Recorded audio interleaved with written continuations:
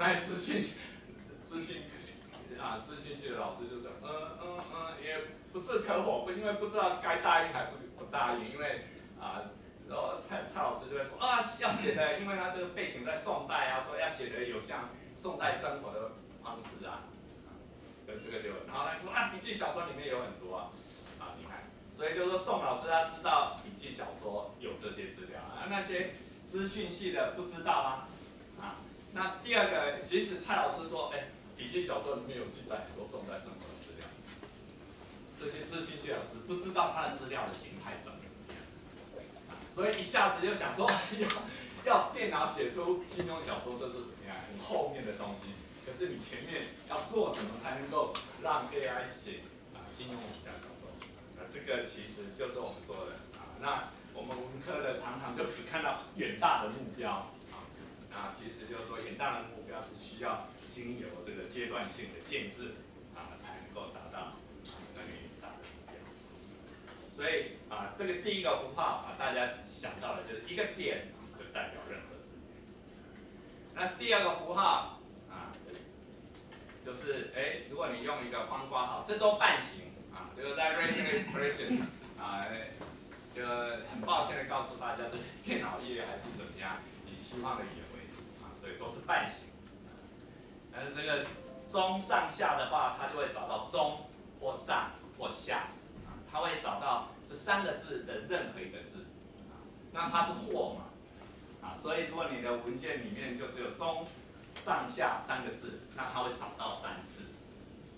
因为它找的单位是字，是单一字元。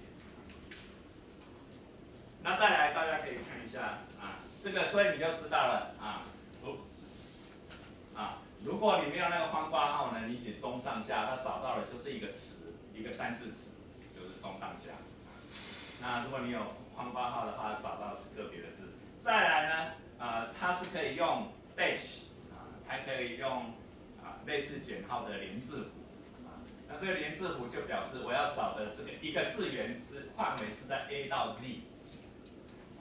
所以如果你用方括号又加一个连字符应该也是红色的那它就会找再来这个呢，这个是昨天这几天在网上找的，就是说如果你要找就是电脑发展史上最早出现的2万多个中文字呢那它的表示式就是这样你可以看它看得很复杂的，它中间其实就是有很多的连字符因为中文字对电脑来讲也只是一个数字而已，就是我们说的内码所以中文字是有顺序的就对电脑来讲这个也是就是说内码的概念大概也是一个基本的概念，所以大家要讲我们看到是中文字那其实电脑看到是一串数字那这个也是很有趣，所以大家知道中文电脑一开始是很困难的，因为怎么样叫电脑去认识中文字这个我们没有办法讲太多。大家只要想到就是说，以前你们这幸福的一代已经不用发生这种事了我们老一代呢，在刚刚用网页的时候，常常会发现乱码，因为它的内码系统不一致就会发现乱码。现在都用万国码，所以大部分不会有这个问题。好，再来呢，这个也是数理逻辑里面非常重要的，否定就是你看有一个倒3的这个符号。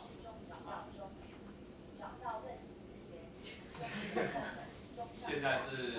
哪一个厉害的 APP？Google 在讲话。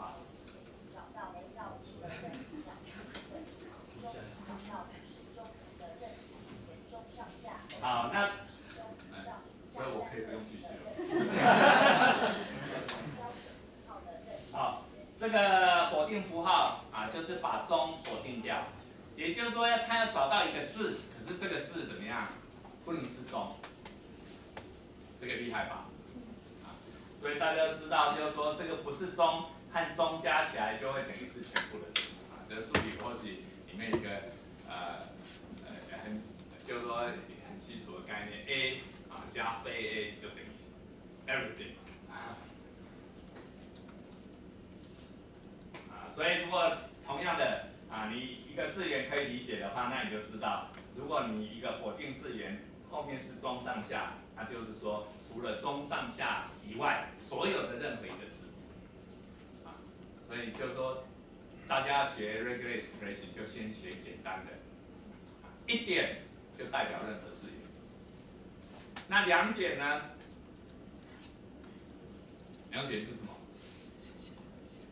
就任何两个字元，所以他就会把你的文件切成因为他找到两点以后，他的游标就会停在那个位置。这个我们今天不会讲，这个比较复杂一点。可是你就知道，它等于是就是把你的文件切成两个字元一组，两个字元一组，两个字元一组，然后告诉你有多少这个两个字元一组的东西。好，所以你就知道了，在最下面这个例子如果我们把标点符号都打在这个否定的符号的后面就是它会找到的东西都不是标点符号所以这个所以厉害吧？所以到这里为止如果问大家说，那我们怎么样跟 regular expression 讲说，帮我们找到一个句子你看句子就可以变成抽象。我要看看这个文本里面到底有几个句子，好玩哦。好，这个就是大家如果连到维基那它的就会有个列表那这个就是真的大家如果有那个投影片的话，已经下载投影的话，敲那个就会看到这个列表那这个上面的例子都是基本的例子那这最重要的，大家怎么样就要去想。如果一点代表任何字元，那两点当然就表示任两个字元，三点表示任三个字元。好，那到这里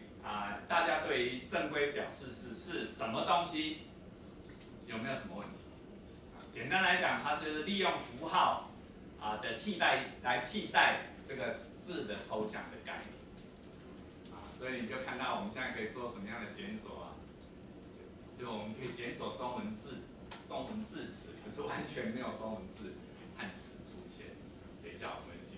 一些例子。OK， 大家有没有什么问题？没有什么问题那我们就继续下去。所以比如说我们要找一个词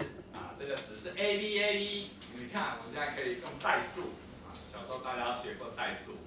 就把它代数化。然后尾移归哉就从它确切的中文字，我们可以把它抽象化，就变成怎么样 ？ABAB。我们现在要在文件里面把 ABAB 都找出来比如说在大家的这个文本里面就放上了《诗经》，《诗经》你就知道，因为是诗嘛，就有很多这种重复利用重复来增加它的和谐感的这个表达方式。我们呢，当然也可以只可以找 ABAB， 当然也可以找怎么样 AABB。比如说子子孙孙兢兢业业这个《诗经》里面也很多那子子孙兢兢业业可能在《诗经》里面的颂大概会比较多。我们呢，当然也可以找 ABCD 简单来讲，我们就可以现在怎么样把这个句式把它抽象化。然后抽象化以后就可以找出这个所有的东西，呼吸恍兮恍兮呼吸老子里面的例子就是第二个字、第四个字一样，第一个字、第三个字不一样那就比较复杂的这个例子不是很好因为老子里面只出现过一次，因为昨天找的时候事实上有一点问题，不知道问题出在哪里。就道可道非常道，名可名非常名如果你觉得这个语式可能会重复出现，那你也可以其实做一个这个搜寻。那如果是 ABA 呢，就蛮常出现ABA 不知道。可是 ABA 如果出现在句子里面就是说它其实是尾移那你不要这种情形，你要一个单独的句子，就是 ABA 所以这个就是就是说大家先巩固基本盘，巩固基本盘以后，就把这个基本盘交错就可以做出怎么样越来越复杂的照片。简单来讲，先学会就是单一条件然后再把这个单一条件怎么样复杂化，这个就是我们刚才说的程序性的思考那这个其实很重要，看只有电流通过，没有电流通过，都可以写音量，都可以发脸书这个觉得人类实在很厉害所以人类是怎么样？唯一可以摧毁地球的生物，其他有志好，那这个就是我们今天要搭配使用的NoPay 加加，那它其实是一个所谓的纯文字编辑器。那在这边有一个很重要的概念，就是如果你的档案是纯文字档的话那什么软体都打得开所以这个也是我们今天为什么要做纯文字介绍纯文字编辑器那就是说，如果你怕你的资料这个遗失的话，那你一定要最好是做一个纯文字的这个档案。那为什么？因为很多软体不断的在出现，然后不断的在死去。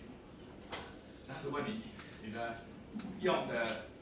这个软体产生的那个档案格式是一种特制的格式，别的软体不能使用的话因为制裁权的关系，到目前还是有很多的软体是这样做。如果这个软体公司倒了，那就有时候连要打开这个档案都会有问题。好，那这个 NoPay 加加对我们人文学科来讲呢，那其实还有很重要的事情只剩下17分钟。好，就是它可以建立自己的全部解锁。这个对你们来讲，使用孤习惯的一代应该不觉得什么。可是我们那时候作为一个文史学科的，就想说如果能够有一个自己的全部检索系统，那多好。那你如果有自己的全文系统，配合上你看 regular expression， 做什么就做什么。不然的话呢，你就只能进入某资料库，然后受限于这个资料库所提供的解锁方式。你基本上没有办法做比较客制化的文字探勘的工作。那如果你有一个自己的全文解锁，你就可以累积自己的资料，然后你对你的资料爱怎么样就怎么样，那世界就会变成彩虹色的，不只是彩色的好，那这个第3个就是它可以进行规则运算式。第4个今天可能没有地方做，不过就我讲的，今天主要是要来激励大家的，激励以后大家回去其实就在 YouTube 上面找教学录影带，而且可以听好听的 Google 小姐的声音，保证就可以学会。好，那这些其实是就是规则运算式的一些符号了。这里面好像有个重要的东西没讲。那简单来讲，它是用符号来抽象化要检索的目标那这个是我们刚才都讲过了。一个 D 的话就代表一个数字就一个斜线，一个后斜线，一个 D 的话就代表数字那通常大写的是否定的意思那一个斜线在一个大写的 D 就表示非数字那这个大家回去其实可以慢慢看那一个比较特殊的是所谓的换行符号那换行符号在 Windows 系统、在 Mac 系统还有在 Linux 系统怎么样都不一样不过你可以看到抽象化以后就还是可以控制的就刚才我们讲的，如果你照它这个搜寻任何字源的话那它就大部分的软体里面都会问你说你这个任何字源可不可以跨行？也就是说，你这个任何字源包不包括换行符号？如果不包括的话，它就找到一行的尾巴就会停止；如果可以的话，它就会一直找。然后找的时候就会把这个换行符号也算进去。所以 Windows 系统呢是R 和 N， 所以就算2个字源。詹老师如果讲错，可以随时纠正。他很专心的，不知道在看什么，没有关系。好，然后这个后斜线 S 呢就空白字源那空白字源就我们看在荧幕上看不到的字源都包括在空白字源里面，也也就是换行的符号也包括在空白字眼。这个讲起来有点复杂，所以大家知道了，这是概念的启发，就是说它就是抽象化很多，然后大家回去呢可以慢慢的消化，慢慢的看。那我们今天来就示范几个例子给大家看，免得大家以为发大财这样子，所以不止发大财，是真的可以赚到钱。所以这个，比如说我们平常说多字刚才是单字元的，现在多字元的就是基本上就是用一个直线，也是半形的，就表示你是前面那个词，或是后面那个词。你看，就是够简单吧？单字元、多字元这样。再来呢，就可以复杂化了。怎么样复杂化呢？利用括号来形成一个一个的单位。哇，那有了括号，世界就不一样。就像我们小时候学加减乘除，不用读书也可以应付。一有括号以后就哇，天下大乱。你要知道哪个括号要先处理，哪个括号要后处理。那基本上 regular expression 的括号都是从就是在一个括号里面嘛，然后从前面处理到后面。这个复杂的例子我们这边会讲，我就给大家说一下，比如说唐娟下雨中间一条直线，那就表示找到唐娟或下雨，然后外面再用一个括号括起来，就表示它是一个单位。后面呢无情所以它会找出来的结果呢，就是唐娟无情或是下雨无情因为我们无情两个字是一定要的那前面呢括号里面这个单位是一个或的关系 ，OK， 所以它就可以找出唐娟无情或是下雨无情，这样 OK 吗？就是说不 OK 其实也没关系，有教学录，有教学录。今天只是说，那比如说你看如果我们用这个是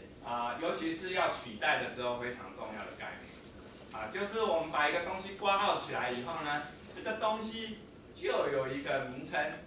那它预设的名称呢是第一个括号就是后斜线1，第二个括号就后斜线2。所以如果我们要找一个叠字词呢，叠字词就是第一个字和第二个字是一样的，这叫叠字词。比如说我们举这个具体的例子，就唐后面你就可以说，括号里面再重复一次，所以它就会找到怎么样唐唐所以如果你是用任何字元呢，后面再一个括号1呢，它就会找出所有的叠字词，包括标点符号如果不小心被重复的话，包括两个空行。那我们要怎么样去掉两个空行呢？脑力激荡一下。那我们就要用排除的方式把这个任何字元改成怎么样找到任何非空白字元，然后重复一次所以大家就这样就巩固基本盘，巩固基本盘，然后开始任意的变换取代然后你就就会很厉害这是多字元所以单字元、多字元、括号就是这3个东西那下面有一些变数。好，再来是数量的问题数量的问题也很快的带过，不过这个其实是很好的练习这一关通过了以后，我们的数理逻辑就然后你就会这个数学家真的怎么样描述世界？世界就是怎么样0到无限多这是星星。再来世界是怎么样？1个或无限多那你就知道另外一个补充就是0或1个。那它这个在程式设计上是有很重要的概念。我们就了解了资讯学家是怎么样看世界的。他们不会说2到无限多，然后0到2，而是怎么样0到无限多，然后2个补充的是这个1到无限多，还有0或1，对不起所以就有这个用这个符号来代表那这里面没有讲的就是说那如果真的要找一个问号怎么办？这个问号变成是一个数量的表示，那怎么办？那这个就是也是大家需要有的就是任何程式语言设计都会遇到它就会有一个叫做 escape character， 就是逃脱字元那大家刚才已经暗示过了前一张投影片如果你看它的的命名怎么样是后斜线，你就知道后斜线就是这个regular expression 里面的逃脱字元。所以如果你真的要找一个问号，你就在前面加一个后斜线，然后那个就读到了后斜线叫在一个问号，它就会说你是要找半形的问号，而不是你要用问号来做其他的事情。这个逃脱字眼我们这边没讲，不过大家如果是上维基百那个的话，就会看到。好，所以这个就是给大家的例子那大家例子，我们实际的来跑一下赶快来看一下，还有多少次？还跑得走 ，OK。这个是Notepad 加加那大家打开 Notepad 加加以后，在检视这边有一个资料夹工作区然后点进去以后，你看看资料夹工作区就会跑出来跑出来以后呢，你就按右键，你就可以加入。要加的是什么？就加的就是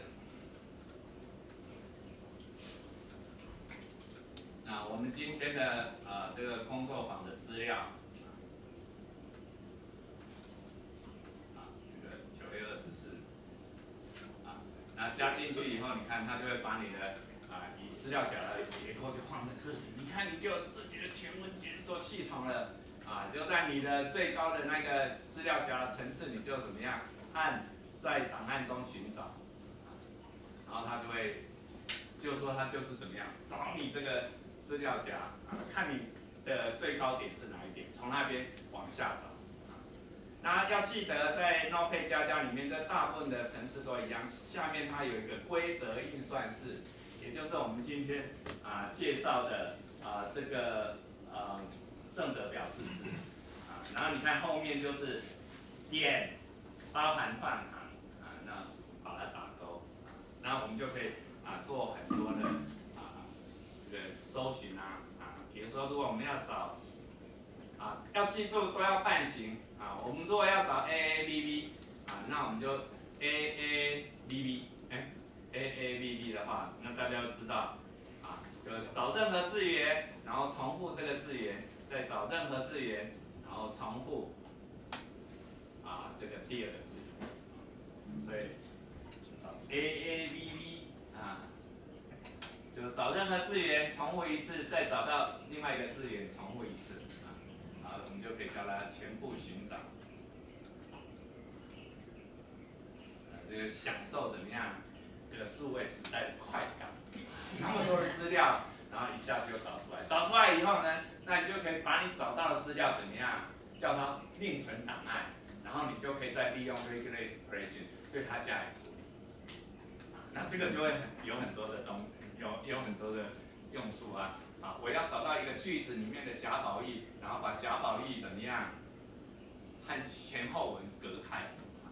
前后文隔开，你就可以整个放到 Excel 试算表里面，然后再看你要怎么样运算，怎么样制作，那就可以有很多好玩的东西了。就找一个句子里面，这个句子里面必须怎么样，同时有贾宝玉和林黛玉，或是找一个句子里面，这个句子必须有贾宝玉、林黛玉和薛宝钗，那你就可以看到他们贡献的频率的关系。那这些都可以再放到Excel 里面去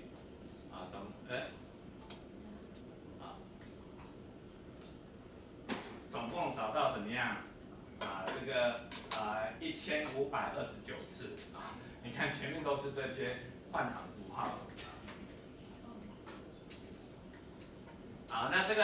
个也是大家如果注意一下，这也是 Notepad 加加，你可以看到它的换行符号是怎么样看得到的所以这个有时候很重要，不然你的话也不知道你的文件里面怎么那其实我们可以把换行符号在这里的特殊字元，你看我们可以叫它把换行符号不要显示所有字元，换行符号就不见了。那这个也是另外一个重要的概念，就概念怎么样？就像我们看网页的时候，网页的表面和它后面的实际的资料是不一样的啊。那大家要有这个观念。我们的 Word 虽然它号称怎么样 ，What you see is what you get， 可事实上不是啊，它的后面的资料结构完全和我们表面上在享用它的不一样。那这个其实有时候也是一个很重要的概念。那如果我们往下拉呢？因为我们这边没有做特殊的过滤那你觉得这个可以看到文本里面的 AAVV 呢，就都会被找出来啊，慌慌张张啊，急急呼呼啊，雀儿心啊，这个也是要数位虽然很厉害，不过这个也是有时候会出现这种问题，它还是怎么样？很厉害99%常常会出现小虫儿它有 bug 所以这个我在用那个 Notepad 里面的确是这样。可是如果你在写程式的话，这只是跟大家讲一个概念，因为如果你开始学 Python 的话 ，Python 也会用到这个东西。那你的 level 当然就是又更高一个层次等等。好，那这个就是例子，就是说不是，大家要不要来做一下？我们用老子做例子，跑比较快，因为没有时间了要不要想想看，说怎么叫它算句子？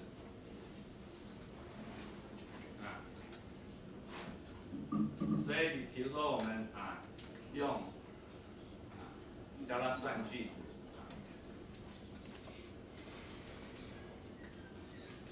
有没有人要提供？我们怎么样教他算句子？没有的话，我就要叫我的庄脚了，免得冷场。好，庄脚上，赶快呀！还发呆有一点一点。后面要句号吗？句子。好，我们句子的话就找怎么样一点吗？找一点，然后呢？然后星星，星星，然后问号，句号，问号，然后句号，句号，问号，惊叹。好，我们知道句子的终端只有4种可能就是怎么样句号、惊叹号，或是这个引号。这个当然，如果你要保险一点，双引号理论上也是句，它是在引号里面的句子的结束，所以双引号等等，这样就 OK 吗？试看看吧。好吧，试看看吧。那我们就可以他就跟你说，找到429个大致上是 OK 的。你就可以看到它就会怎么样从不是就因为它找到第一个例子，它就会停止所以这个第一个例子比较不好，所以它找到一个句子以后，就会从这个句子再找所以你就说，老子里面大概怎么样？有429句这个就帮助我们就做一个抽象的概念因为时间的关系，我没有办法移走这个，大家回去变成大家作业，大家回去慢慢享受那有问题的话就怎么样？这个自力救济所以线上有 YouTube 上面保证可以找到答案那万一你试了，人1只、几十只，人10只、几百只，你说老师我都几千只了还不行，那你可以私信给我，帮你做特别服务好，时间到了，好，赶快看一下投影，乱一下投影片，这就是投影片的好处不让。好，所以你就可以再复杂化。刚才是一个单字的例子，你现在可以怎么样？叫他把这个句型你就说，找我现在的单位变成1到5个字你看，学会个别的字以后，你就可以扩张你的想象然后你就把这个1到5这个字变成 x 和 x 那你就会发现找出更多好玩的东西或是怎么样找出一篇文章里面有没有出现重复的句子，好玩吧？可以这样找可以一下子就回答这个问题。